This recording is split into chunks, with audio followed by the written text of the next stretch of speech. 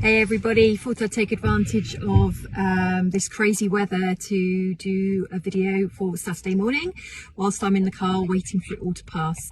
So I thought I'd do some content on conscious living, a very new age concept about being awake, woke, consciously living. And there's something quite, sorry, just get my windscreen wipers off there, something quite important about what that actually is, because I think sometimes it can sound like it's something that's quite complicated to live by, when really it's not.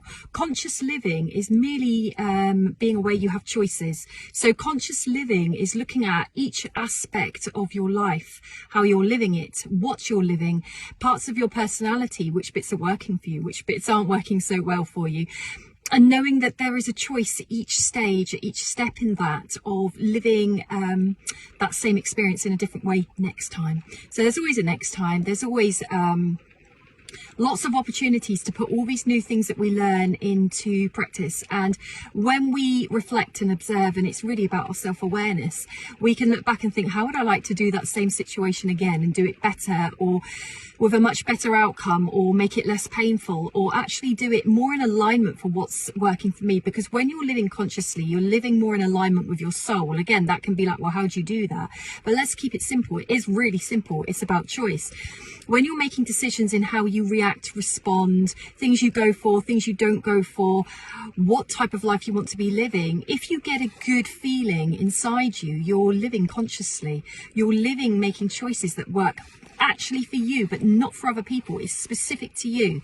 And when we go to when we gravitate towards what feels right, we're making good choices for us, and we're making conscious choices for our personal life that has a ripple effect on other people. So when we're living our truth, it has a knock-on effect for others. We rub off on people, we light up, and our light expands onto others. This is conscious living, understanding what we're here for, asking the questions. Or are we living lives where we just follow what we're told to do? We just follow what feels acceptable. We just follow what makes us feel secure. We don't like to get out of our comfort zone.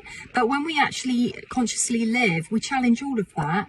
It's more about what's right for us rather than everybody else. And that doesn't mean we negate responsibility for those that we're responsible for, or that we don't consider the impact we have on others. Quite the opposite. When we're consciously living, we absolutely consider the impact we're having on others, because our conscious choices of what we do does have an impact on others. But we become more observant. We don't just go through life asleep or blindly, or not considering that we can make different choices at any part and stage of our life, any moment, this second onwards, we can do it. That is the nature of conscious living. So we expand our consciousness, our awareness of everything that is.